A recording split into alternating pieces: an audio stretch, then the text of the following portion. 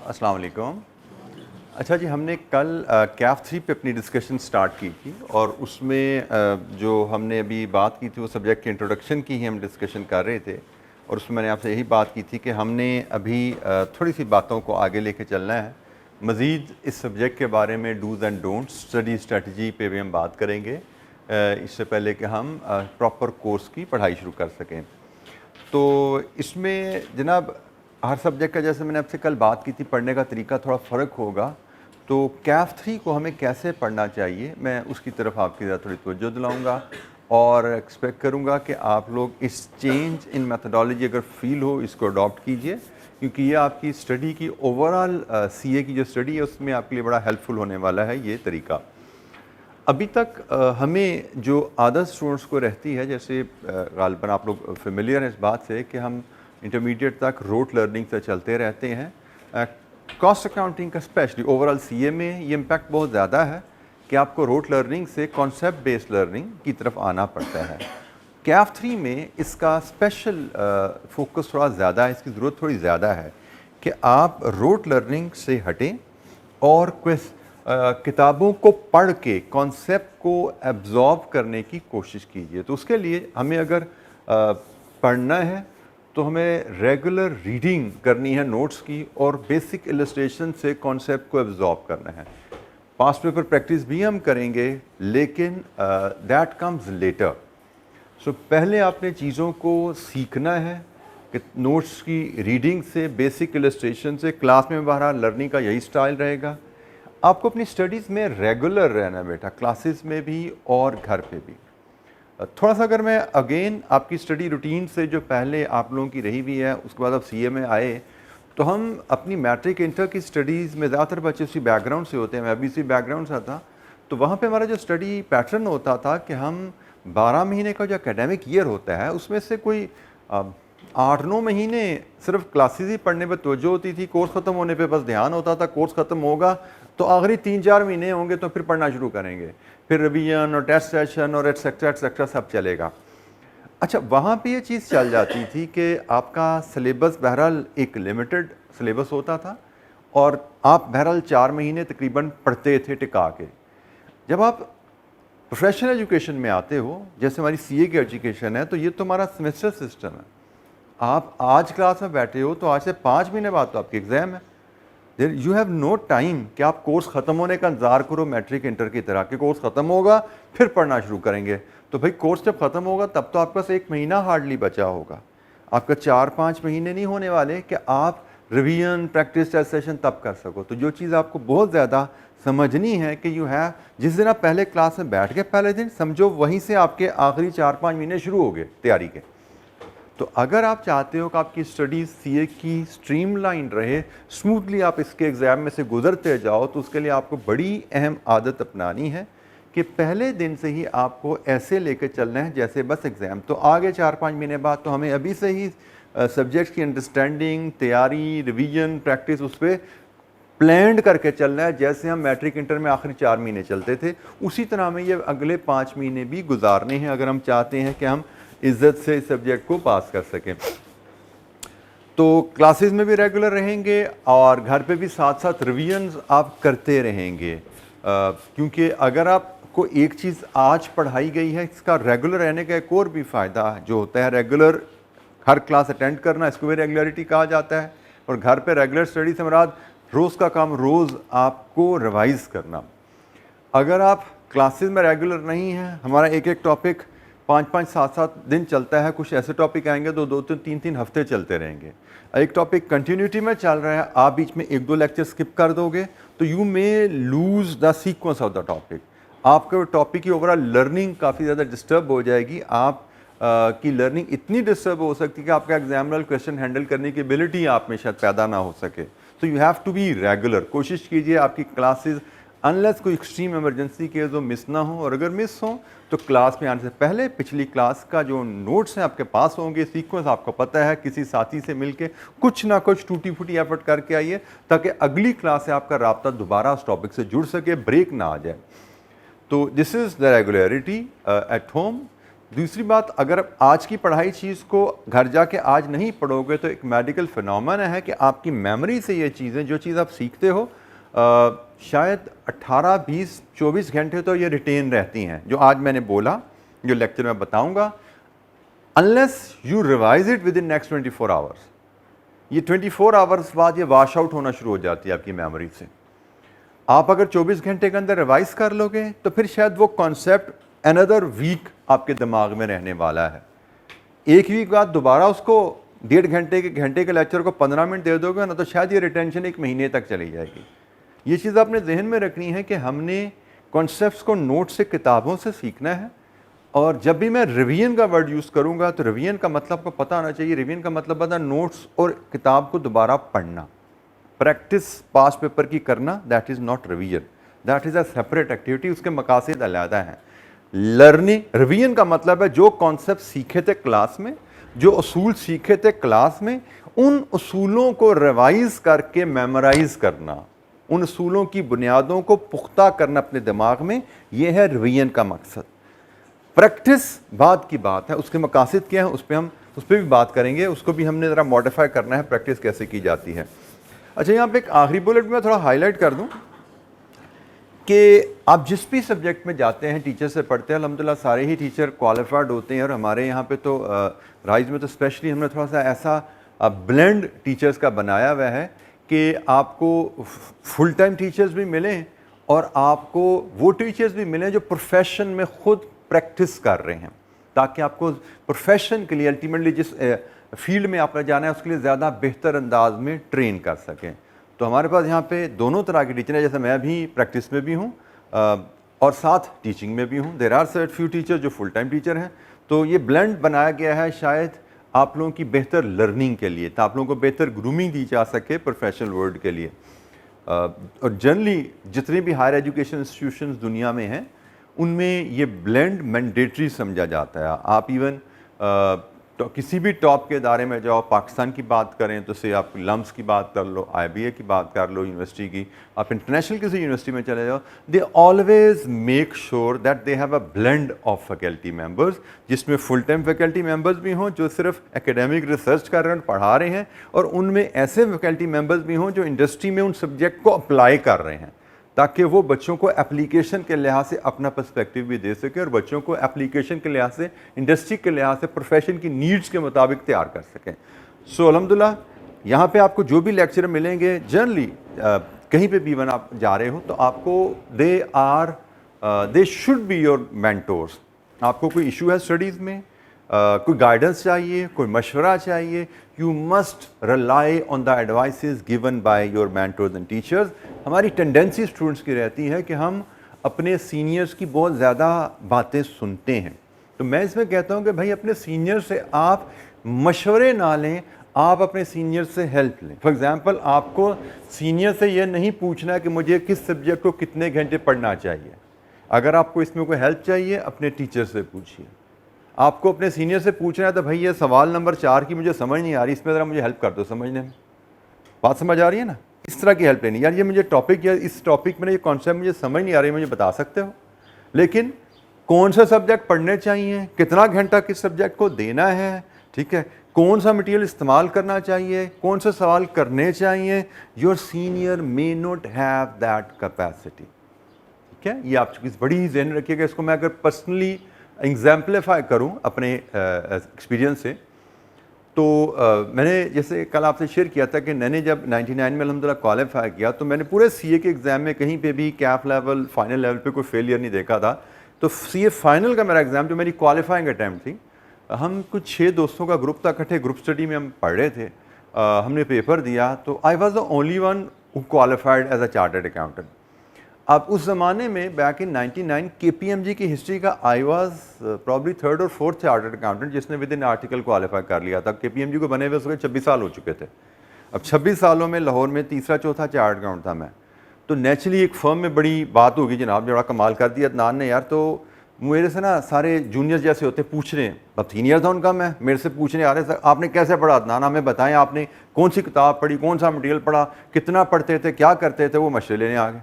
अब मुझे बड़ा अच्छा लगा, मेरे दोस्त जो मेरे साथ पढ़ रहे थे ना, उन्होंने मुझे मना कर दिया, इनको बताइए ना तू, क्योंकि तीसरा तू पढ़ा ना, हम भी तेरे साथ थे, तुझसे ज़्यादा हम पढ़ते थे, तो हम फेल हो गए हैं जी, तू पास हो गया। तो जिस तरह तूने पढ़ा, तूने इनको बता दिया, इन्होंने उसी डगर पे चल पड़ना है। तो उस डगर पे चल के हर बंदा पास नहीं हो सकता। हर बंदे की later on with experience of course I learn कि, और आपको भी ये पता होना चाहिए, हर बंदे का इंटेलेक्ट फ़र्क है, हर बंदे की एबिलिटी फ़र्क है, हर बंदे की कैपेसिटी फ़र्क है, हर बंदा का एप्टीट्यूड फ़र्क है, हर बंदे के हालात फ़र्क है। तो आप मुझसे, जैसे वो बच्चे मुझसे पूछे थे तैयारी कैसे की, तो मेरी तैयारी तो भाई मैंने थी इतनी कि मैंने 2 दफ़ा किताब पढ़ी थी और शायद गिनती के हर चैप्टर के, फॉर एग्जांपल अगर एक किताब में 10 चैप्टर है तो हर चैप्टर के एक एक दो दो सवाल कर पाया था। जो भी हालात थे मेरे, उस वजह से मेरी तैयारी तो इतनी थी कि सिर्फ 2 दफ़ा किताब पढ़ी थी अच्छी तरह समझ के, और 20-25 सवाल कर लिए होंगे 5 पेपर के। सीए फाइनल की बात कर रहा हूँ मैं, एक सब्जेक्ट की मेरी इतनी इनपुट थी। लेकिन शायद वो सब्जेक्ट्स ऐसे थे, यही सब्जेक्ट थे जो मैं पढ़ाता हूँ, management accounting and BFD, 2 subject तो यही थे वहाँ पे। तो ये सब्जेक्ट ऐसे थे कि मेरा जहन इन सब्जेक्ट में बेहतर था। ये एनालिटिकल मैथमेटिक्स है, तो अल्लाह ताला ने मुझे जहनी जो काबिलियत दी है इस सब्जेक्ट में बहुत अच्छी थी, तो मैं थोड़ी सी इनपुट से भी इन सब्जेक्ट में परफॉर्म करके पास हो गया। तो ये मेरे जहन की अहलियत थी कि मैं न्यूमेरिकल एनालिटिकल जो सब्जेक्ट्स उनमें बहुत अच्छा था, और जो थ्योरेटिकल सब्जेक्ट्स उनमें मैं I was not that good. जैसे मैं अगर मिसाल तो हम ग्रुप स्टडी में पढ़ते थे तो इस सब्जेक्ट का एक चैप्टर मैं 2 घंटे में तैयार कर लेता था, लेकिन से ऑडिट है उसका एक चैप्टर तैयार करना तो मुझे 5 घंटे चाहिए।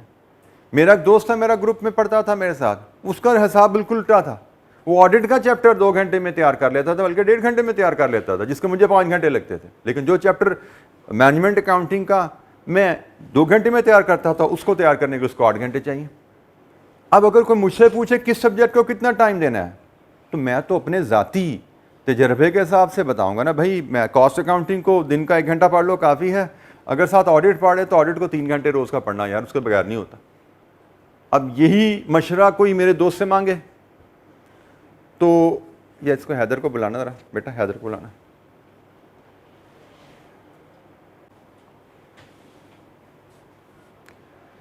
तो इसमें आपको बड़ा देखना पड़ता है, अपना इंडिविजुअलिटी को असेस करना होता है। तो you have to follow the guidelines. तो मैंने इसके बाद जो सीखा कि मैं अब जो बच्चे को जो भी एडवाइस देता हूँ, मैं अपने सिर्फ ज़ाती तजर्बे में नहीं देता, मेरा जो ओवर 2 डेकेड स्टूडेंट से डील करने का तजर्बा है, स्टूडेंट से जो फीडबैक है, मैं उसके बेस पर मशवरा दूंगा। Same goes for every teacher.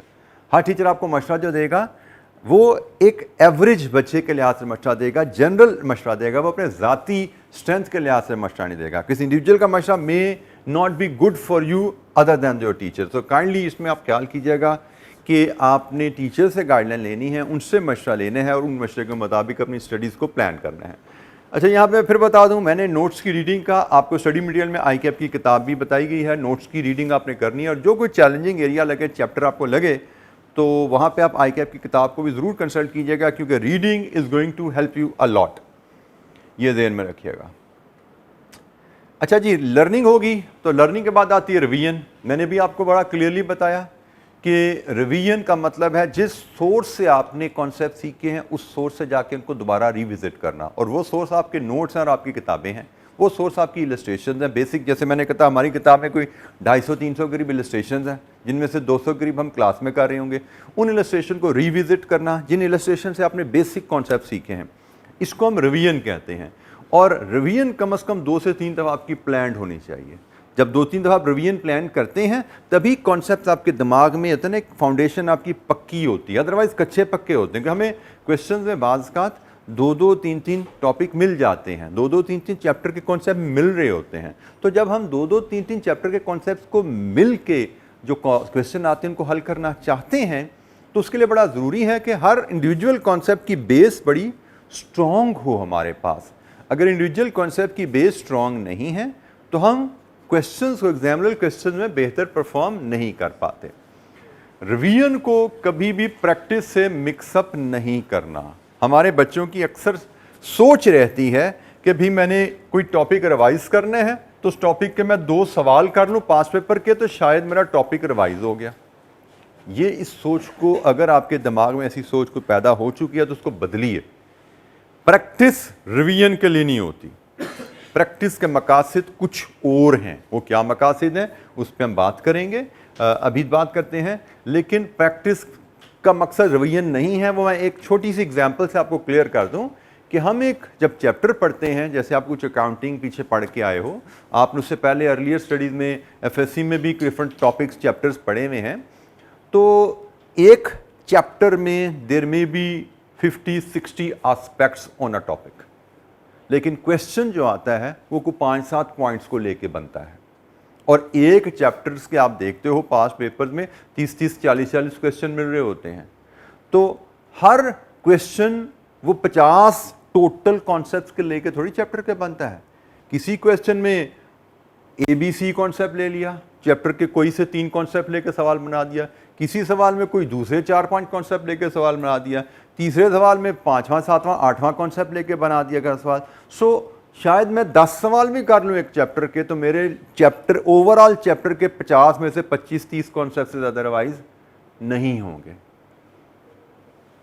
अब कॉन्सेप्ट्स चैप्टर में 50 हैं, 10 सवाल करके भी 20-25 कॉन्सेप्ट्स उसमें रिवाइज होते हैं, सारे रिवाइज नहीं होते। तो अगर मैंने पास पेपर प्रैक्टिस को ही रिवीजन समझ लिया, तो मैंने जो रीसेंट पास पेपर के सवाल किए होंगे, उन सवालों में जो असूल टेस्ट हुए हैं, सिर्फ वही असूल मेरे दिमाग में रह जाएंगे। एग्जाम में मुझे जो सवाल आएगा वो ज़रूरी नहीं उन्हीं असूलों में से हो।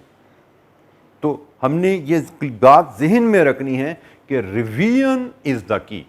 रिवीजन के बगैर आपकी तैयारी नहीं है, और रिवीजन का मतलब है नोट्स पढ़ना, किताब से असूल जहाँ से सीखे हैं वहाँ से पढ़ना, प्रैक्टिस भी करनी है, उसके मकासद पे हम आते हैं। तो पहली बात मैं बार बार कर रहा हूँ कि इन दोनों को मिक्सअप नहीं करना। जब भी आपने पास पेपर्स करने जाना है, रिवीजन से उसको मिक्सअप नहीं करना, रिवीजन की रिप्लेसमेंट नहीं है। अच्छा, जब आ जाए ज़रा प्रैक्टिसिंग अनसीन क्वेश्चन, हम पास पेपर की प्रैक्टिस करते हैं और चलें इस पर भी बात कर रहे हैं, लेकिन ये ज़रा मैं इसको भी ज़रा टच कर लूँ। एक मार्किंग स्कीम एग्जामिनर कमेंट्स होते हैं। Are we all familiar with this कि आईकैप हमें ये चीज़ को प्रोवाइड करता है? गुड, सबको पता है जी इसका। और आप में से कितने बच्चे इस इंफॉर्मेशन को यूज़ करते आए हैं पास में, इसका फ़ायदा उठाते आए हैं पास में? हाथ खड़ा करके बताएं ज़रा। 1, 2, 3।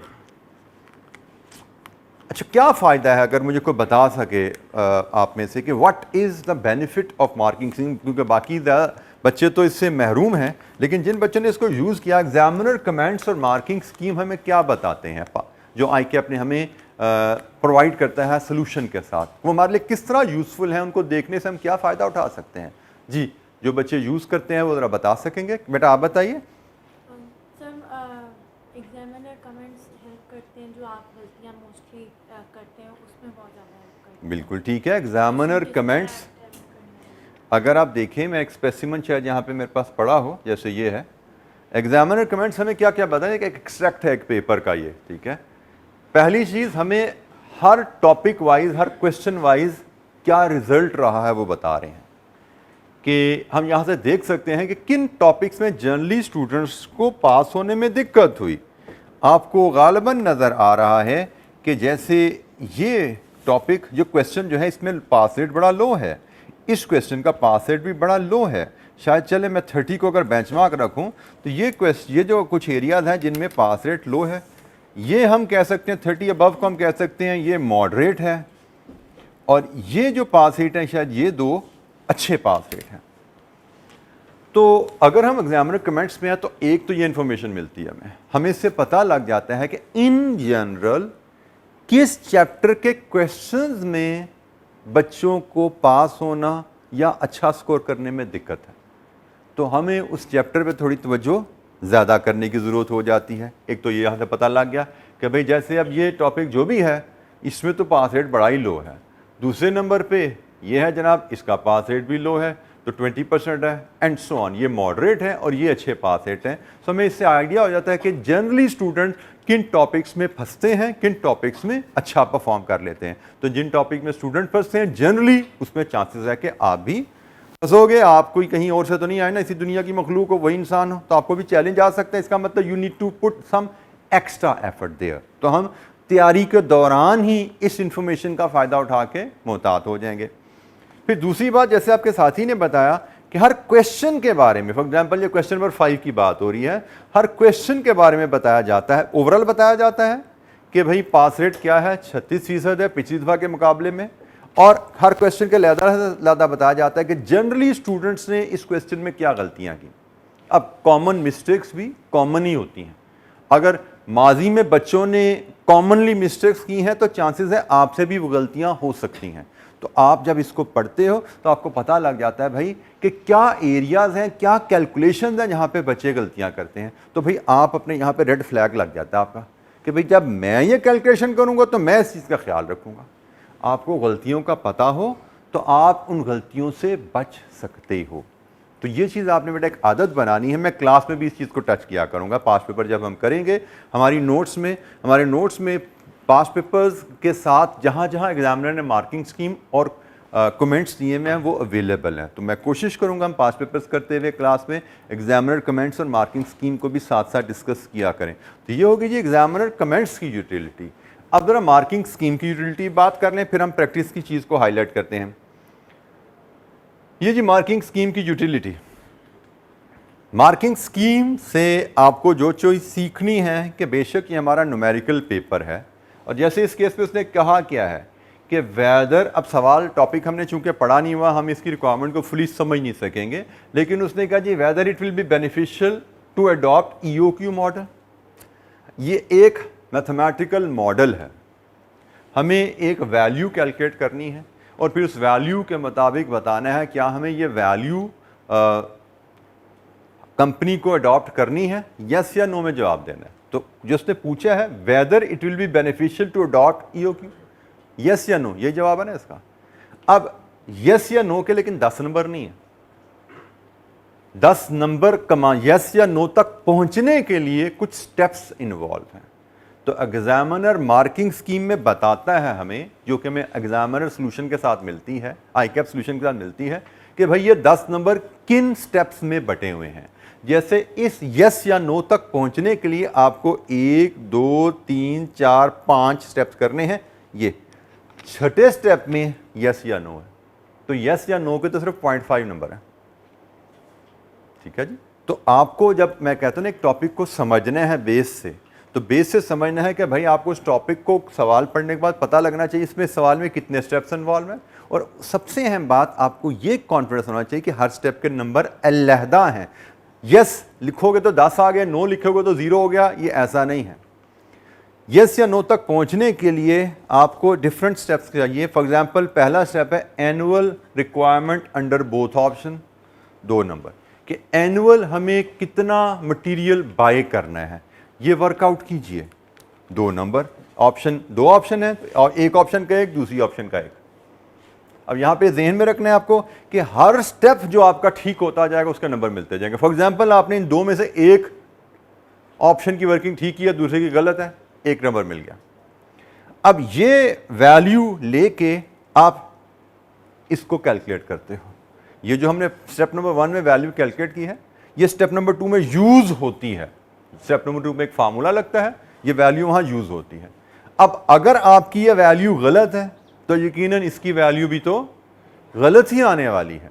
But the key here is value के नंबर नहीं है इस स्टेप में। आप पहले स्टेप में वैल्यू के नंबर थे, अगर आपने ठीक किया 2 नंबर मिल गए, आधा ठीक किया 1 नंबर मिल गया, दोनों गलत किए 0 मिला। लेकिन वो गलत वैल्यू निकाल के आपने ये फार्मूला सही लिया और उस फार्मूले की कैलकुलेशन ठीक कर दी। अब इनपुट गलत है, आउटपुट तो गलत ही आएगी ना, लेकिन फार्मूला ठीक होने की वजह से, फार्मूले की एप्लीकेशन ठीक होने की वजह से ये 1 नंबर मिलेगा आपको। सो एक स्टेप में अगर गलती हो जाए और उस स्टेप की गलती की वजह से वैल्यू आगे कैरी हो, अगली वैल्यूज तो गलत हैं, लेकिन अगली कैलकुलेशन में अगर कॉन्सेप्ट्स और फार्मूलाज आपने ठीक इस्तेमाल किए हैं तो आगे सारे नंबर मिलते जाते हैं। लेट्स अज्यूम पहला स्टेप आपका गलत हो गया है, लेकिन सवाल आप कंप्लीट कर पाते हो तो आपको 10 में से 8 नंबर मिल जाते हैं। 10 में से 8 नंबर बुरे हैं आपके लिए, एक्सीलेंट स्कोर है, 80% स्कोर है, पास होने के लिए तो 50 चाहिए होता है। अब ये एक बहुत बड़ा इशू है कि हमें मार्किंग स्कीम की समझ नहीं होती, हमने देखी नहीं होती। हमारे जहन में कहीं ये चीज़ें बैठी हुई हैं कि यस के 10 हैं, नो के 0 हैं।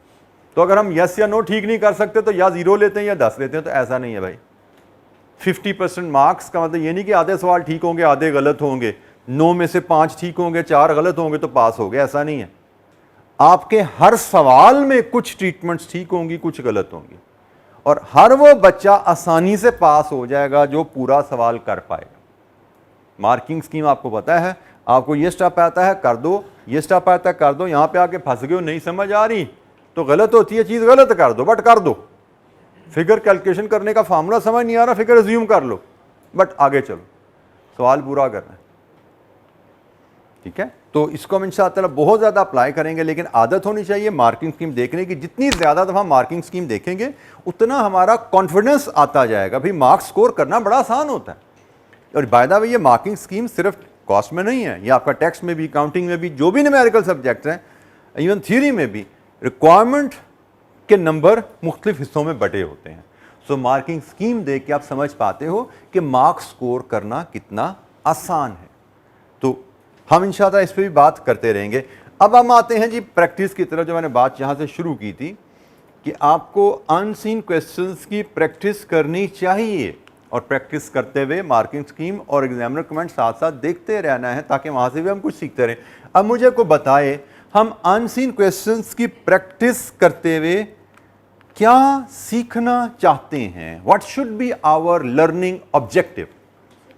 जी, अब वॉलंटियर में चाहिए, बताइए हमारा लर्निंग ऑब्जेक्टिव क्या होने चाहिए पास्ट पेपर्स की प्रैक्टिस करते हुए? हम क्या स्किल्स हासिल करना चाहते हैं, क्या सीखना चाहते हैं? जी, कौन बताएगा? जी बेटा। फियर ऑफ फेसिंग अनसीन, उस फियर को हम फेस करके उसको ओवरकम करना चाहते हैं। बिल्कुल ठीक है जी, हम फियर ऑफ अनसीन इसको ओवरकम करना चाहते हैं। बिल्कुल ठीक है जी। प्रैक्टिसिंग का फ़ायदा एक ये फ़ायदा है, अनसीन क्वेश्चन देखेंगे तो फियर ऑफ अनसीन हमें हमें उसको ओवरकम करने में हेल्प मिलेगी। और जनाब, what should be our objective? अब ये गलती है भाई, 5 पेपर सवाल करके सॉल्व करके कॉन्सेप्ट क्लियर नहीं होते, कॉन्सेप्ट किताब से क्लियर होते हैं। मैंने यही बताया था, हम उन कॉन्सेप्ट्स की एप्लीकेशन देखते हैं कि हमने जो किताब में चीज़ें पढ़ी हैं वो 5 पेपर क्वेश्चंस में कैसे हम अप्लाई करते हैं। यस, हम कॉन्सेप्ट की एप्लीकेशन की प्रैक्टिस करते हैं।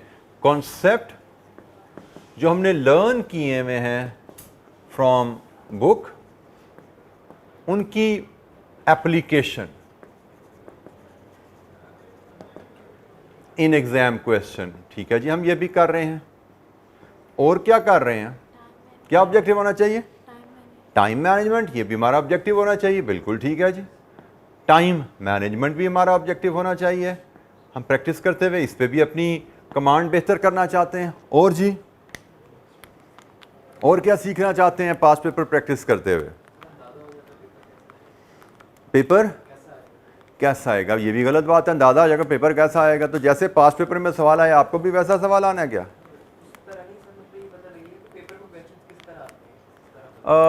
आप ये कह सकते हैं कि डिफ़िकल्टी लेवल की असेसमेंट आपकी हो जाती है। इस अंदाज में कह सकते हैं कि पेपर में डिफ़िकल्टी लेवल की असेसमेंट हम कर पाते हैं। चलें इसको मिसरा लिख लेते हैं, डिफ़िकल्टी लेवल असेसमेंट, ये भी हमें हो जाता है। और उसके हिसाब से हम अपनी तैयारी को टेलर कर लेते हैं। उतनी मेहनत, उतनी रिवीजन, उतनी पास्ट पेपर प्रैक्टिस को हम अनसीन क्वेश्चन की प्रैक्टिस को बिल्ट इन कर लेंगे। और जी, एग्जामिनर रिक्वायरमेंट मीट करना, तकरीबन वही बात आ जाती है। डिफ़िकल्टी लेवल सेस करना, उसके हिसाब से अपने आप को तैयार करना, वही बात होगी जी। Any other point? अच्छा चलें, आपने ये कुछ बातें लिखी हैं, मैं इसमें अब थोड़ी सी चीज़ें चलें पहले इसको मैसेज करें। क्या हम ये हासिल करते हैं जिस तरह हम प्रैक्टिस करते हैं? तब हम प्रैक्टिस करते किस तरह हैं? मैं भी शायद आप इसी तरह जनरली, मुझे नहीं पता, मेजोरिटी तो शायद मुझे लगता है ऐसे ही करते होंगे। इससे कोई डिफरेंट तरीका करने का तो मुझे बताइएगा। नॉर्मली पास पेपर की प्रैक्टिस हम करते कैसे हैं कि हमने एक टॉपिक तैयार किया, उसका पास पेपर का सवाल खोला, अनसीन फर्स्ट टाइम देख रहे हैं सवाल, तो क्या फर्स्ट टाइम देखने से सवाल हमें समझ आता है? पहली दफ़ा पढ़ा कुछ समझ आया? नहीं समझ आया, फिर क्या करते हैं? फिर सोल्यूशन देखते हैं। ठीक है, फिर हमने उसका सोल्यूशन देखा तो सोल्यूशन देख के हमें पता लग गया कि भाई कहाँ से शुरू करना है, कितने स्टेप्स में इसको सॉल्व करना है, टेबल कैसे बनना है, इसका रो में कॉलम में कैसे प्रेजेंट करना है और ऐसे, बस ठीक है, समझ आ गया, इसको बंद किया फिर छाप दिया।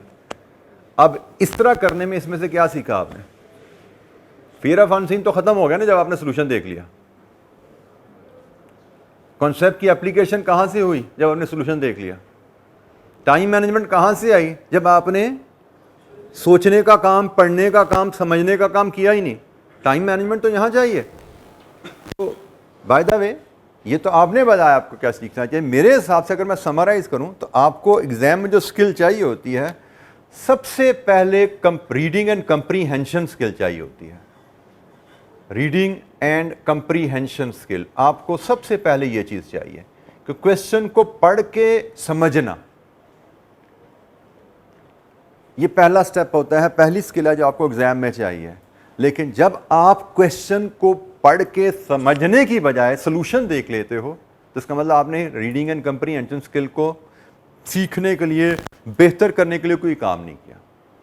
और इसी आदत का नतीजा होता है कि कॉस्ट अकाउंटिंग जैसे पेपर में अक्सर बच्चों की फीडबैक आती है, जो बच्चे सही ट्रैक पे तैयारी नहीं करते। कभी सर सवाल पढ़ते हैं, समझ नहीं आती शुरू कैसे करना है, क्योंकि हमने अपने दिमाग को इस काम के लिए ट्रेन ही नहीं किया हुआ। हमने दिमाग को किस लिए ट्रेन किया हुआ है कि सवाल पढ़ो, कैसे करने हैं ये खुद नहीं सोचना, ये सोल्यूशन से देखना है। तो एग्जामिनेशन हॉल में जब सोल्यूशन नहीं होता तो हमें समझ ही नहीं आती शुरू कैसे करना है, क्योंकि हमें तो आदत है सवाल पढ़ेंगे फिर हमें को बताएगा कि भाई स्टेप नंबर 1 2 3 ये है। खुद सोच के स्टेप डिवाइस करने की हमें आदत नहीं है।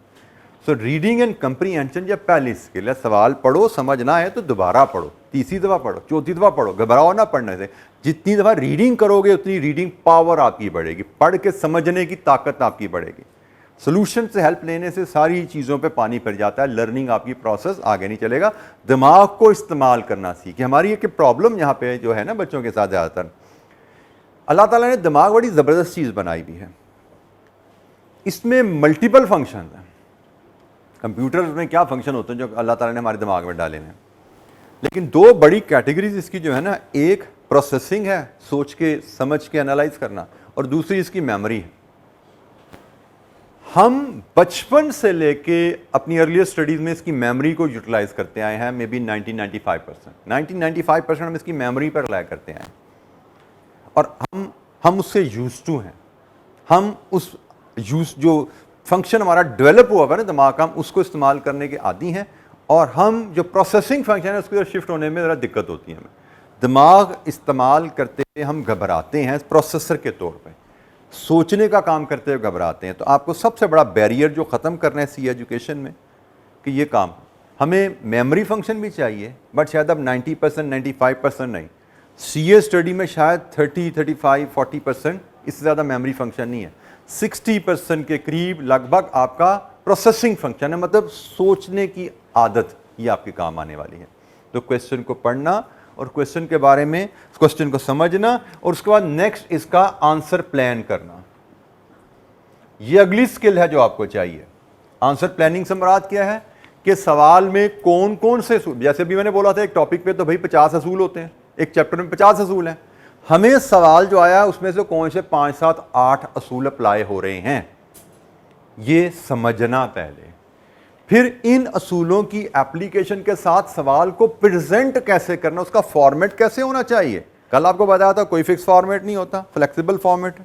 हमें खुद फैसला करना होता है कि भाई हमें रोज़ में लिखनी है चीज़ें, कॉलम में डालनी है या स्टेटमेंट में डालनी है, कैसे प्रेजेंट करनी है, टेबल में डालनी है, क्या करना है, ये फैसला हमें खुद करना होता है। सो आंसर प्लानिंग से मुराद क्या है, किन असूलों को अप्लाई करके सवाल हल होगा और किस फॉर्मेट पे हमें इसको प्रेजेंट करना है। जब हम एग्जामिनर सॉल्यूशन देख लेते हैं तो ये सारा काम स्किप हो गया। हमने अपने दिमाग को आंसर की प्लानिंग के लिए डेवलप ही नहीं किया। जो मैंने फिर दोबारा बोला था ना कि हम कहते हैं समझ नहीं आती सवाल शुरू कैसे करना है, तो वो इसकी वजह यह है कि हमारा दिमाग उस काम के लिए ट्रेंड ही नहीं है। आंसर की प्लानिंग है और उसके बाद काम आता है एग्जीक्यूशन का, जिसमें यकीनन आपने टाइम मैनेजमेंट का भी ख्याल रखना है कि भाई हमें गिवन टाइम के अंदर अंदर सवाल को कंप्लीट करना है। तो हमने तो बेसिकली एग्जाम में जो क्वेश्चन आता है ना, से 10 नंबर का सवाल है, कितना टाइम उसको एलोकेट करते हैं, जनरली हम ऑन एवरेज 18 मिनट्स, तो 18 मिनट में हमें ये काम भी करना है, ये काम भी करना है, ये काम भी करना है। लेकिन अगर हम घर पे प्रैक्टिस करते हुए इन कामों को 18 मिनट में नहीं कर पा रहे या 18 मिनट में करने की तैयारी ही नहीं कर रहे, तो एग्जामिनेशन में कहां से होंगे हमसे? तो ये सबसे एक बड़ा चैलेंज जो मैं आपको देने वाला हूं कि भाई जब घर पे आपने प्रैक्टिस करनी है ना, तो आपने सोल्यूशन की हेल्प नहीं लेनी। आपने सवाल को पढ़ना है, समझना है, जो समझ आए उसके मुताबिक आपने आंसर को प्लान करना है कि भैया 4 स्टेप्स को लेके जवाब पे मैं पहुंचूंगा और अपनी समझ के मुताबिक जवाब बना देना है। देयर इज अ पॉसिबिलिटी, जैसे मैं अभी मार्किंग सी में डिस्कस कर रहा था कि जी पहला स्टेप समझ नहीं आ रहा, उसकी वैल्यू कहां से आएगी? पहले स्टेप की वैल्यू आएगी तो दूसरा, तीसरा, चौथा स्टेप कर पाएंगे हम। तो पहले स्टेप की वैल्यू समझ नहीं आ रही, कहां से लानी है? अज्यूम कर लो 100 यूनिट्स हैं, 50 यूनिट्स हैं, अगले स्टेप पे चलो। परफेक्ट आंसर के पीछे जाने की कोशिश ना करो कि भाई सोल्यूशन देके परफेक्ट छापना है मैंने। This will not help you, this will not prepare you for the exam. आपका काम है सोल्यूशन कंप्लीट करना और उसमें गलतियां कम से कम करना। जितनी ज्यादा रिवीजन्स होगी, जितनी इस अंदाज में प्रैक्टिस होगी, उतनी गलतियां आपकी कम से कम होती जाएंगी। पहली दफा सवाल किया, आपको स्टेप नंबर 1 में दिक्कत हुई, कर लो, वैल्यू ज़ूम करके सवाल पूरा कर दो, फिर सोल्यूशन देखो, फिर देखो मुझे यहाँ पे ये वैल्यू कैसे लेनी चाहिए थी, देन सीखो कि अगली दफ़ा इससे मिलता जुलता सवाल आएगा तो मैं फिर अज्यूम नहीं करूँगा, फिर मैं इसको कैलकुलेट कर लूँगा। लेकिन जब भी प्रैक्टिस करनी है, प्रैक्टिस करते हुए सोल्यूशन की हेल्प नहीं लेनी। पहले अपनी समझ के मुताबिक सोल्यूशन प्रेजेंट कर देना है, देन सोल्यूशन को फिर आंसर से कंपेयर करके देखना है कहाँ गलती हुई थी, कहाँ फंसे थे हम, उसको कैसे हल करना था। तो इस अंदाज में प्रैक्टिस करनी है। मैंने शायद कल भी जुमला बोला था, quantity of question does not matter, quality of practice question matters. कि क्या आपने प्रैक्टिस इस अंदाज में की, सोल्यूशन की हेल्प के बगैर कंप्लीट सवाल करना। परफेक्ट हुआ, बहुत अच्छी बात है, नहीं हुआ कोई इशू नहीं, परेशानी नहीं हमें।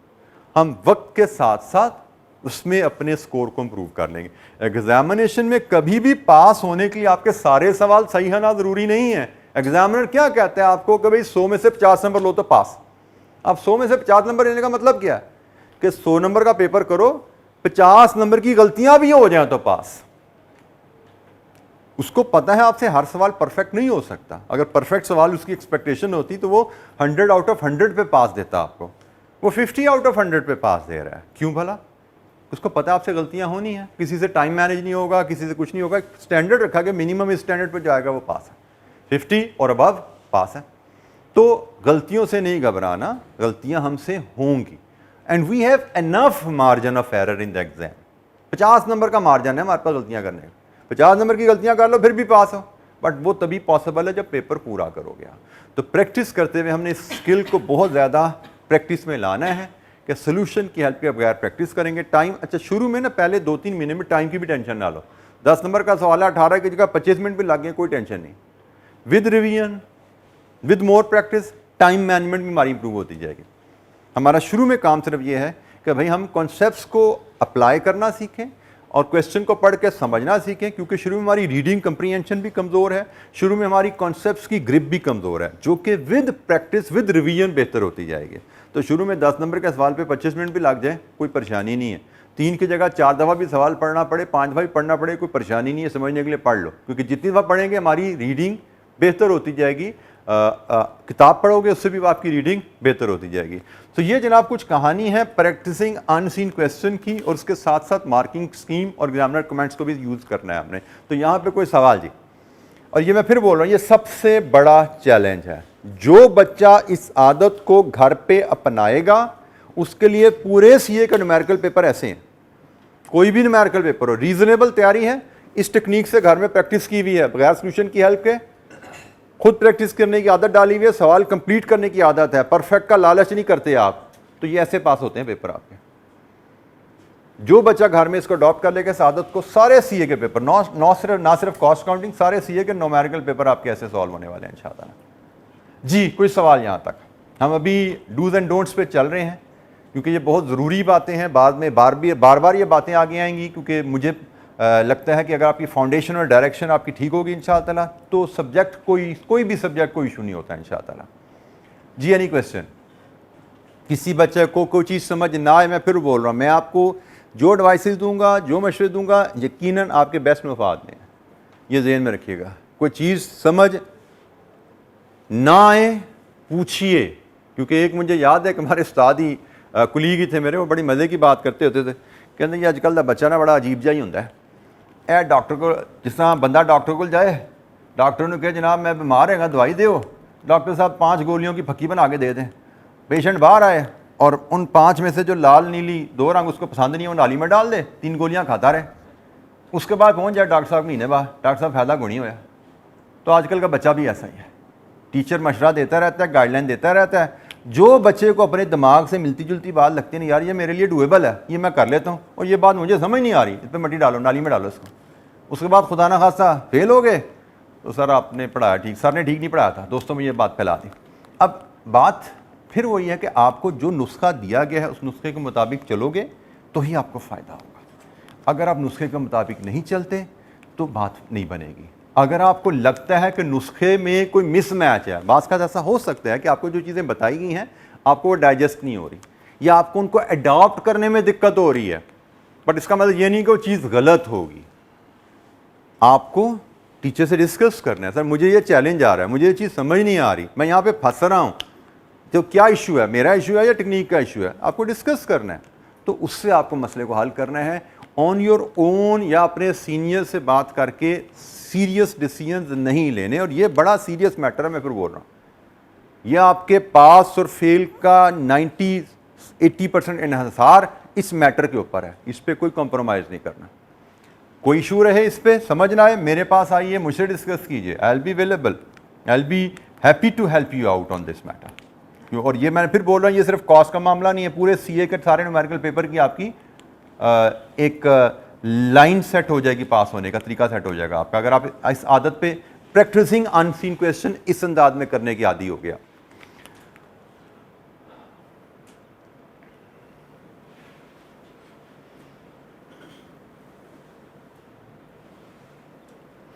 अच्छा जी, ये बड़ी एक अक्सर बच्चों का ना एक इशू रहता है कि जी पेपर पूरा नहीं हुआ।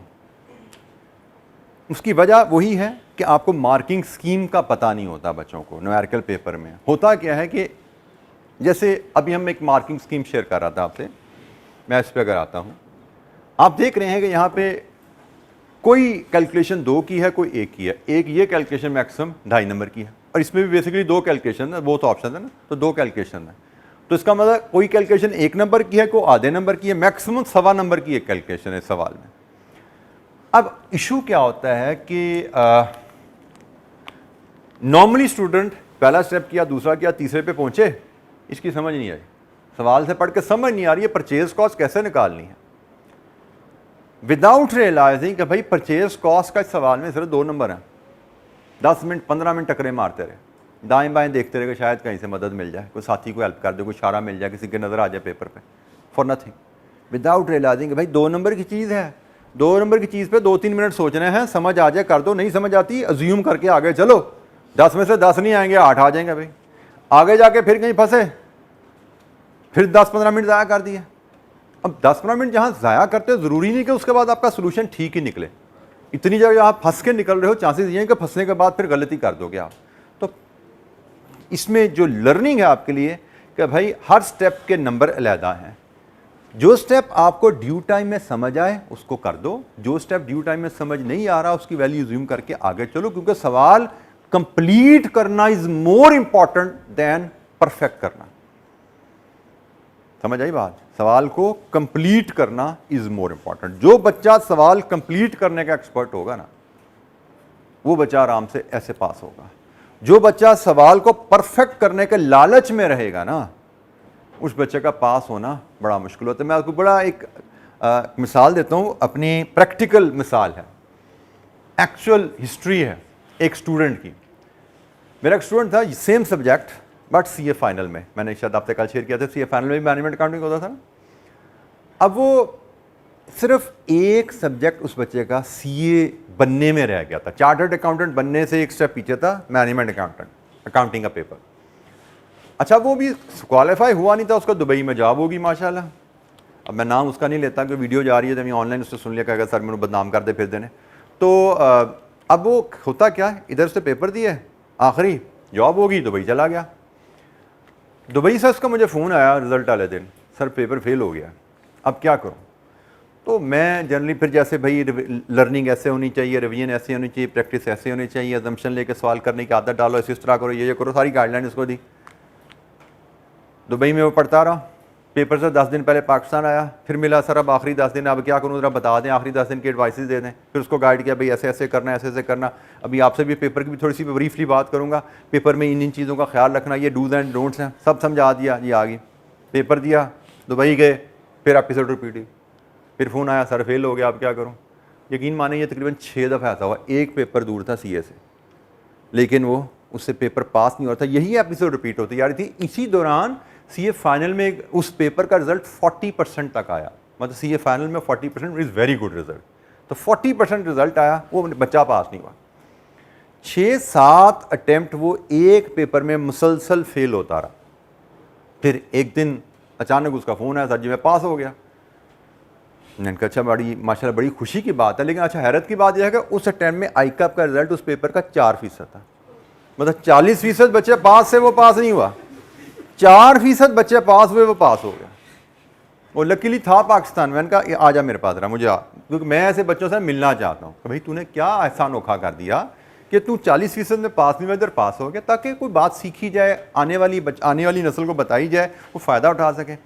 तो मैंने कहा भाई आओ मिलो, मुझे बताओ क्या किया तुमने कि भाई इतने अच्छे अच्छे आसान पेपर है, तुमसे पास नहीं हुआ, ये बड़ा इतना मुश्किल पेपर था तुमने पास कर लिया। उसने कहा सर ये बस मुझे ना ये चीज़ हज़म नहीं होती थी कि अज़म्पशन लेकर सवाल करो, मैं पर करने के पीछे जाता था, आप जो मुझे कहते थे सारी बातें मैं मान लेता था आपकी। ये गोली मुझे बड़ी कड़वी लगती थी, ये मुझसे नहीं खाई जाती थी कि भाई कैसे ज़्यूम करके सवाल तो गलत हो गया, तुम गलत सवाल के नंबर मुझे कैसे मिलेंगे। तो मैं परफेक्ट करने के पीछे जाता था। तो परफेक्ट करने के चक्कर में कभी 25 नंबर का पेपर छूट जाता था, कभी 30 नंबर का छूट जाता था, कभी 35 का छूट जाता था, क्योंकि परफेक्ट करने के चक्कर में आप फंस जाते हो ना 2 नंबर के पॉइंट पे। 2 नंबर के पॉइंट पे 15 मिनट लगा दिए, फिर आगे गए, फिर 2 मिनट के नंबर पर 2 नंबर पे फंसे, फिर 20 मिनट लगा दिए। कहता है मेरे साथ यही होता था, पेपर पूरा ही नहीं होता था, 25, 30, 40 नंबर तक छूट जाते, तो पास अकॉर्डिंगली हो नहीं पाता था। इस दफ़ा मैंने सब कुछ जो बताते थे किया हुआ था, सिर्फ यही एक काम नहीं किया हुआ था। तो मैंने कहा ये भी करके देख लेते कि जहाँ फंसेंगे अज़म्पशन लेंगे, पेपर पूरा करना है। कहता सिर्फ मैंने एक ये चीज़ सर नहीं किया, तैयारी तो मेरी, रिवीजन तो मेरी, इतना मैं डीमोटिवेट हो चुका था पढ़ पढ़ के फेल हो के कि इस समय मैंने पढ़ाई बहुत कम था, लेकिन सिर्फ एक मैंने आदत पेपर में जो की है प्रैक्टिस के भाई जो आता करो, जो नहीं आता उसमें मट्टी डालो। तो ये जो बात लिखी हुई है ना, do all parts which you can perform, avoid wasting time, तो ये मट्टी पाओ अप्रोच है। जो नहीं आती उसमें मट्टी डालो, जो आता है उस पर तवज्जो दो। और एक एवरेजली प्रिपेयर्ड स्टूडेंट को इतना आता होता है कि अगर वो एग्जाम में कर रहा है ना तो निकल जाता है।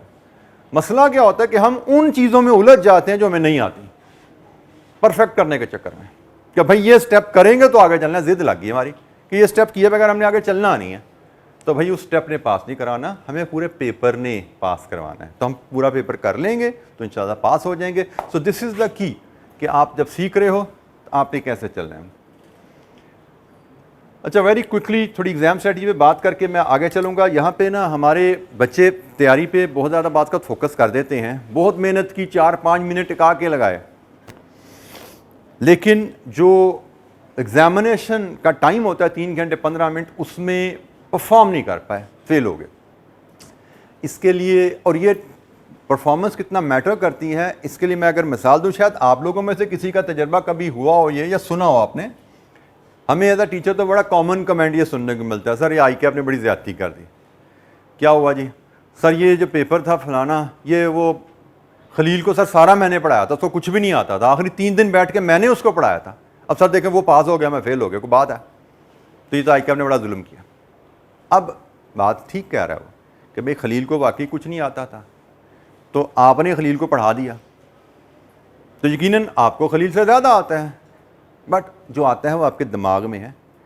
एग्ज़ामिनर ने आपका दिमाग नहीं पढ़ना, ICAP ने क्या, एग्ज़ामिनर ने क्या पढ़ना है? जो 3 घंटे 15 मिनट में पेपर पे लिखा है।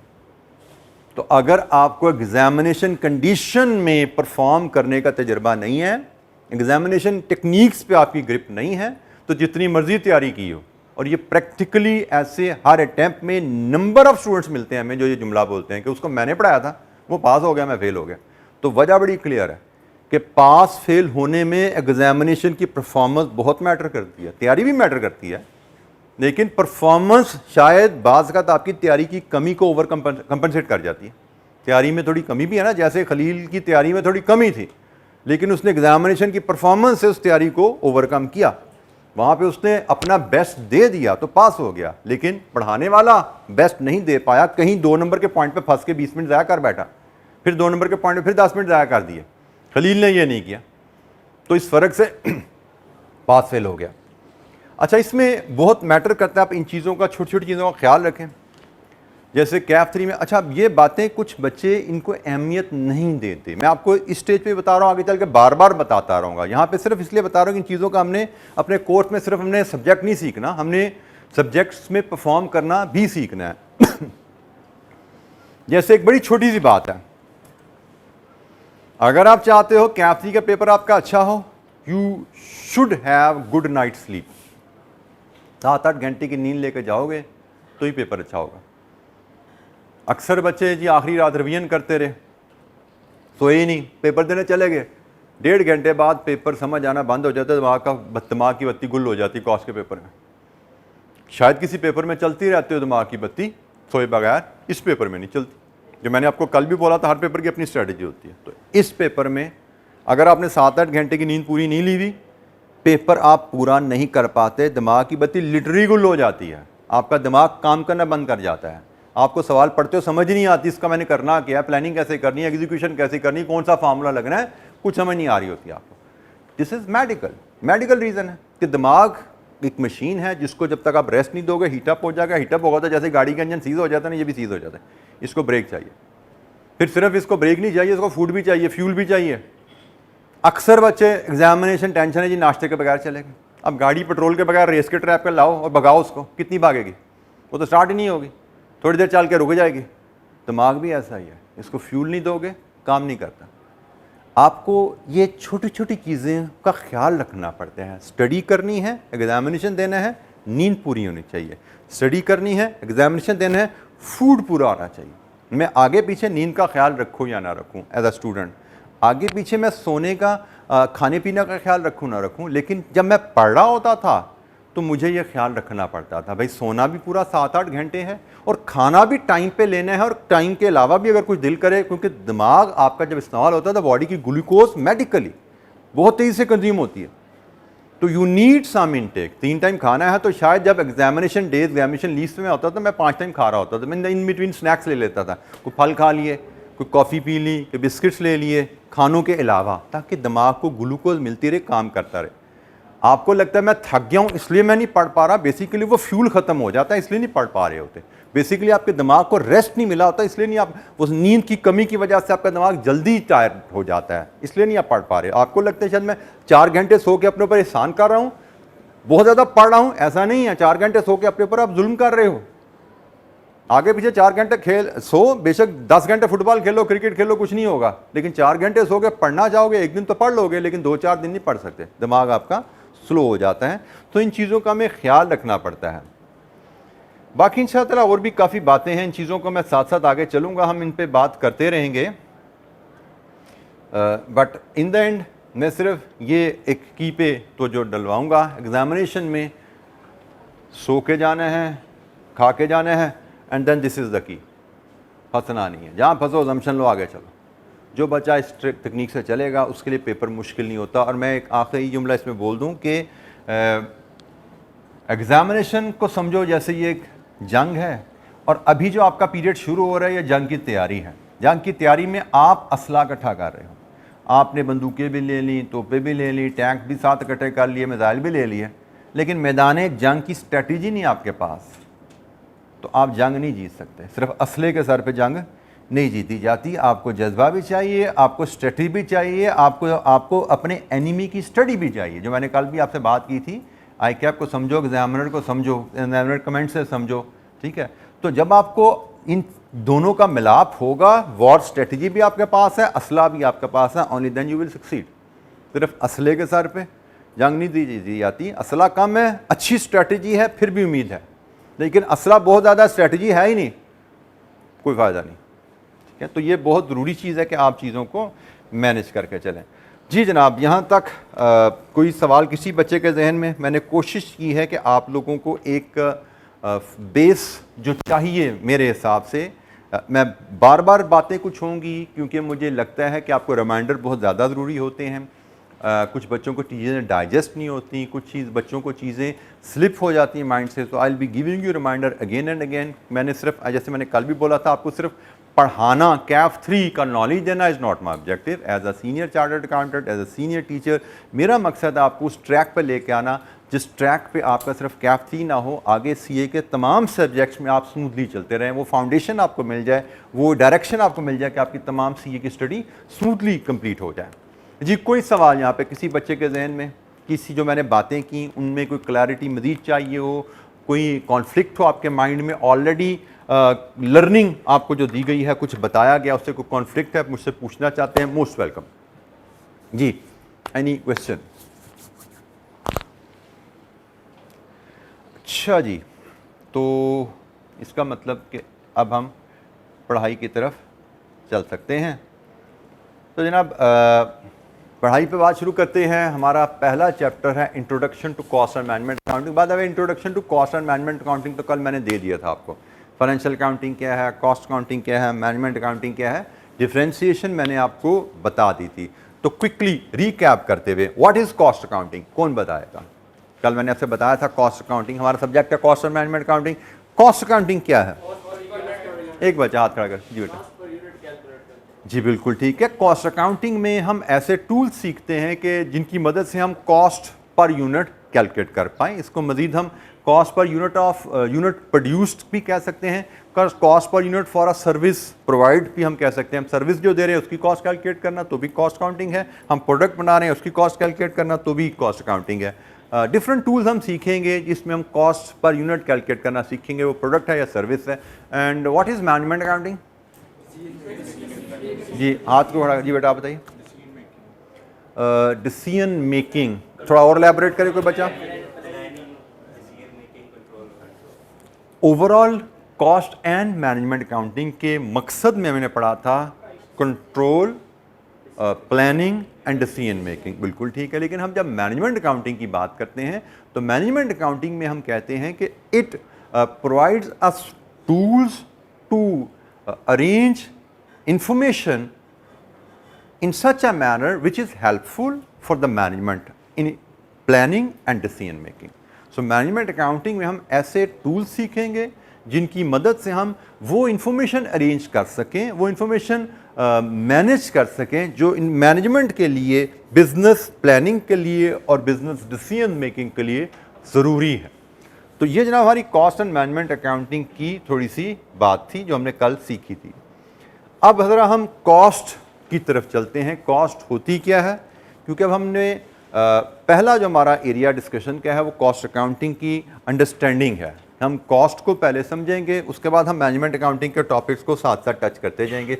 फिलहाल हम कॉस्ट अकाउंटिंग की तरफ चल रहे हैं, प्रोडक्ट कॉस्ट की तरफ चलना चाह रहे हैं कि हम एक प्रोडक्ट की कॉस्ट कैसे कैलकुलेट कर सकते हैं। तो उसके लिए बड़ा ज़रूरी है कि हम पहले कॉस्ट का मतलब समझें। कॉस्ट होती क्या है, कॉस्ट की टाइप्स क्या हैं। प्रोडक्ट कॉस्ट कैलकुलेट करने के लिए ये अंडरस्टैंडिंग पहले हमें चाहिए। तो cost in a business, cost is expressed as an amount of money that is spent on buying or producing or creating a good or service. Amount spent, जो हमने खर्चा लगाया किसी चीज़ को ख़रीदने में, किसी चीज़ को बनाने में या किसी चीज़ को क्रिएट करने में, किसी गुड को या सर्विस को जो खर्चा लगा उसको हम कॉस्ट कहते हैं। और cost does not include profit. जो हम प्राइस, हमारी सेल प्राइस है, सेल प्राइस में हम कॉस्ट के अलावा मार्कअप या मार्जिन भी ऐड करते हैं, प्रॉफिट भी ऐड करते हैं, वो हमारी कॉस्ट का हिस्सा नहीं होता। Cost is the amount spent. अच्छा जी, हमने प्रोडक्ट कॉस्ट कैलकुलेट करने जाना है तो उसके लिए बड़ा ज़रूरी है कि हम कॉस्ट को अंडरस्टैंड करें। किसी भी इदारे में जो कॉस्ट इनकर होती हैं उन कॉस्ट को देखने के उनको देखने के ये कम से कम ये 4 तरीके हैं।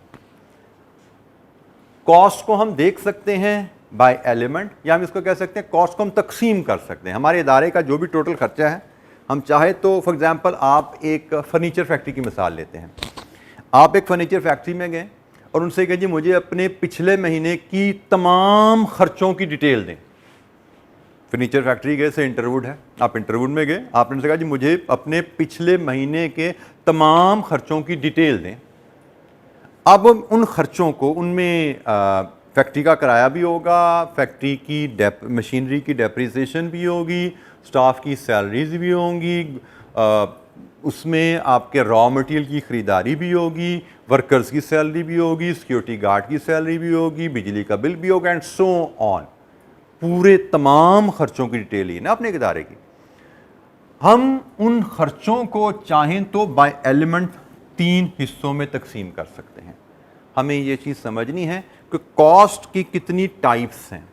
तो कॉस्ट की टाइप्स को समझने के लिए देयर आर 4 आप कह सकते हैं कि क्राइटेरियाज। ठीक है, तो सबसे पहले हम बात करते हैं कि क्लासिफिकेशन बाय एलिमेंट। जब हम फैक्ट्री की डिटेल, तमाम खर्चों की डिटेल ले ली, तो हम उसके बाय एलिमेंट 3 हिस्से कर सकते हैं। पूरी फैक्ट्री के खर्चे के हम 3 हिस्से कर सकते हैं। पहला हिस्सा मटेरियल है, दूसरा हिस्सा लेबर है, और तीसरा हिस्सा अदर एक्सपेंसेस है। आपने पूरी फैक्ट्री के खर्चों की डिटेल उठाई। मटेरियल कॉस्ट, उसमें कौन सी कॉस्ट होगी? The cost of commodities supplied to and used by an organisation.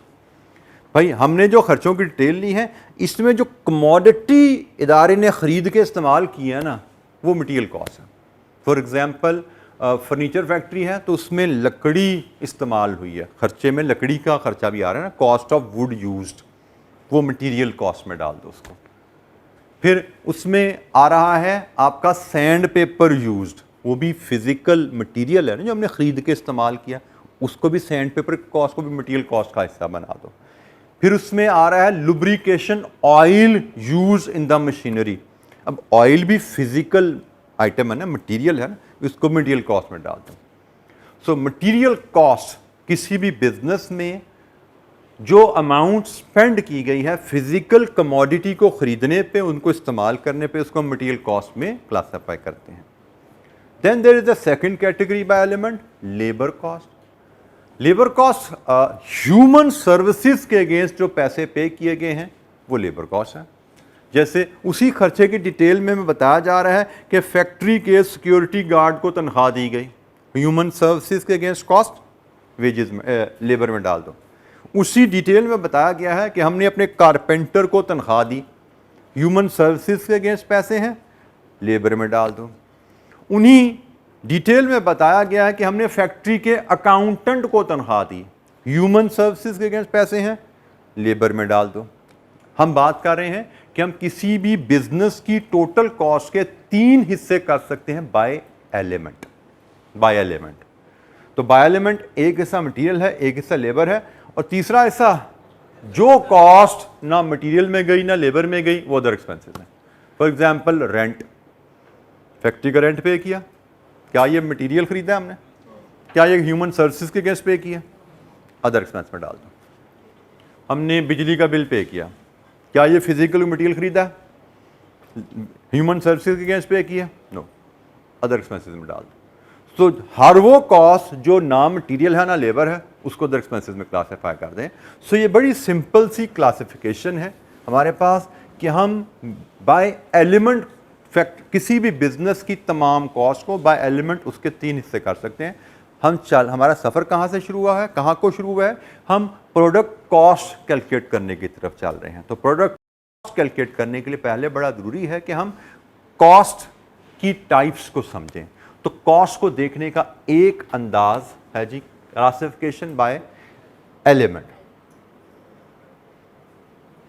उन्हीं कॉस्ट को एक और अंदाज भी है देखने का। अच्छा, क्लासिफिकेशन बाय एलिमेंट हमने डिस्कस किया, साइड पे कर दो, दोबारा पीछे आ जाओ। भाई हमें पूरी बिजनेस की डिटेल दे दी गई है और हमसे कहा गया है कि इन कॉस्ट को बाय फंक्शन तकसीम करो, by function. Classification of cost by function. तो जनाब classification of cost by function जब करते हैं तो इसमें 2 मेजर कैटेगरीज हैं। क्लासिफिकेशन बाय एलिमेंट में 3 कैटेगरीज हैं, एक मटेरियल, लेबर, अदर एक्सपेंसेस। हमने कहा जी हमें पूरे महीने के खर्चे के बिजनेस की डिटेल दी गई, बाय एलिमेंट उसके 3 हिस्से किए जा सकते हैं, बात खत्म होगी। हमें पूरे महीने की बिजनेस के खर्चे की डिटेल दी गई, बाय फंक्शन हम उसके 2 मेजर हिस्से कर सकते हैं, एक प्रोडक्शन, एक नॉन प्रोडक्शन। प्रोडक्शन कॉस्ट से मुराद क्या है? It is a cost directly incurred by a business organization in the process of producing a product। और producing a product क्या होता है? रॉ मटेरियल को फिनिश गुड्स में कन्वर्ट करना। इस प्रोसेस को producing a product कहते हैं। रॉ मटेरियल को, वो प्रोसेस जिसमें रॉ मटेरियल फिनिश गुड्स में कन्वर्ट होती है, इसको हम प्रोडक्शन प्रोसेस कहते हैं। ठीक है, तो मैन्युफैक्चरिंग ऑर्गेनाइजेशन चूंकि प्रोडक्ट बना रही है तो रॉ मटेरियल से लेके फिनिश गुड्स तक जाने तक जो खर्चा है, जो प्रोसेस है, ये प्रोडक्शन प्रोसेस है, और जो खर्चा है वो प्रोडक्शन कॉस्ट है। ठीक है, तो जैसे आपने रॉ मटेरियल खरीदा, रॉ मटेरियल खरीदने पे जो पैसे पे किए वो प्रोडक्शन कॉस्ट है। आपने रॉ मटेरियल को मशीनरी में कारपेंटर से, हम वर्कशॉप पे ही रहते हैं, आपने कारपेंटर को दिया, कारपेंटर को तनख्वाह दी उस पर काम करने की, that is production cost. Production के दौरान वर्कर जो कारपेंटर को उसको सैंड पेपर की ज़रूरत पड़ी तो सैंड पेपर का इस्तेमाल इस प्रोडक्शन कॉस्ट। कारपेंटर को प्रोडक्शन के दौरान कीलों की ज़रूरत पड़ी, that is the production cost. Carpenter को प्रोडक्शन के दौरान सॉ की ज़रूरत पड़ी, उसके ब्लेड्स की ज़रूरत पड़ी, that is the production cost. हम चूँकि रॉ मटेरियल को फिनिश गुड्स की तरफ लेके चल रहे हैं ना, तो रॉ मटेरियल से लेके फिनिश गुड्स के सफ़र तक जो खर्चे इस प्रोडक्ट को बनाने के लिए ज़रूरी थे उनको हम प्रोडक्शन कॉस्ट कहते हैं। लेकिन बिजनेस में सिर्फ प्रोडक्शन के खर्चे तो नहीं होते, बिजनेस में तो सेल्स की टीम भी बैठी हुई है जिसका काम इन चीज़ों को बेचना है। बिजनेस में तो डिस्ट्रीब्यूशन की टीम भी बैठी हुई है जिसका काम इनको फैक्ट्री से उठा के जो प्रोड्यूस हो जाते, फिनिश गुड्स बन जाती है तो फिनिश गुड्स को उठा के कस्टमर तक लेके जाना है, उसको हम डिस्ट्रीब्यूशन की टीम कहते हैं। फैक्ट्री में अकाउंट्स के लोग भी बैठे हुए हैं जो कि हिसाब किताब लिख रहे हैं, मटेरियल कितने का इस्तेमाल हो गया, तनख्वाहें कितनी दे दी हैं, बिजली का बिल कितना आ गया। अब ये लोग प्रोडक्शन का काम नहीं कर रहे। जो अकाउंटेंट को तनख्वाह दे रहे हैं क्या वो हमने प्रोडक्शन के लिए दी है? अकाउंटेंट की तनख्वाह प्रोडक्शन के लिए नहीं है, सेल्स मैनेजर की तनख्वाह प्रोडक्शन के लिए नहीं है, डिस्ट्रीब्यूशन की जो गाड़ी में पेट्रोल डाला है वो प्रोडक्शन में इस्तेमाल नहीं हुआ। तो जनाब हम किसी भी बिजनेस की टोटल कॉस्ट के 2 मेजर हिस्से बना सकते हैं बाय फंक्शन, एक प्रोडक्शन और एक non production. Normally production cost को हम फैक्ट्री कॉस्ट भी कहते हैं। ठीक है, तो जो कॉस्ट फैक्ट्री में प्रोडक्शन प्रोसेस के दौरान इनकर हुई वो हमारी प्रोडक्शन कॉस्ट है। जो कॉस्ट फैक्ट्री से बाहर प्रोडक्शन के अलावा हुई जैसे सेलिंग कॉस्ट है, एडमिनिस्ट्रेशन कॉस्ट है, डिस्ट्रीब्यूशन कॉस्ट है, मार्केटिंग कॉस्ट है, फाइनेंस कॉस्ट है, इनमें से कोई भी खर्चा प्रोडक्शन के लिए ज़रूरी नहीं था। प्रोडक्शन मतलब रॉ मटेरियल से फिनिश गुड्स का सफ़र, इनमें से कोई भी खर्चा रॉ मटेरियल से फिनिश गुड्स के सफ़र तक के लिए नहीं किया गया। उसके दाएं बाएं बिजनेस की और एक्टिविटीज़ हैं उन पर यह खर्चा किया है, सारे बिजनेस के ही खर्चे, लेकिन प्रोडक्शन के लिए नहीं किए गए। ये मे भी कुछ सेल के लिए किए गए हैं, कुछ डिस्ट्रीब्यूशन के लिए किए गए हैं, एटसेट्रा। इनको हम नॉन प्रोडक्शन कॉस्ट कहते हैं। इनकी अच्छा जी हम अभी एग्जांपल्स भी देखेंगे, इनकी केसेस डिफरेंट करेंगे। अभी आगे हमने मज़ीद क्लासिफिकेशन पढ़नी है, उनमें इनकी रिवीजन भी होनी है, एग्जांपल्स भी हमारे सामने आनी है। तो फिलहाल हमने आज तक 2 टाइप्स ऑफ क्लासिफिकेशन पढ़ी हैं, classification by element and classification bye function. अभी इस पे बात हमारी जारी है, क्लासिफिकेशन बाय फंक्शन की एग्जांपल्स हमने करनी है, लेकिन हमारा टाइम खत्म हो रहा है। इंशाल्लाह कल हम इस पे मज़ीद डिस्कशन एग्जांपल्स करेंगे और अगली टाइप्स पे भी बात शुरू करेंगे। नोट्स किताब मैंने चेक नहीं कर पाया अवेलेबल हुई या नहीं हुई, लेकिन मैंने नोट्स पहले चैप्टर के आपको व्हाट्सएप ग्रुप में अवेलेबल कर दिए हैं, वो आपके पास आ चुके होंगे इस चैप्टर के नोट्स। तो जो बच्चे व्हाट्सएप ग्रुप में नहीं हैं काइंडली वो अपना नंबर मेक श्योर करें कि आपको उस व्हाट्सएप ग्रुप में आ जाए रेलेवेंट में, तो वहाँ पे चीज़ें आपको अवेलेबल होती जाएंगी साथ साथ। ठीक है जी, थैंक यू वेरी मच, अस्सलाम वालेकुम।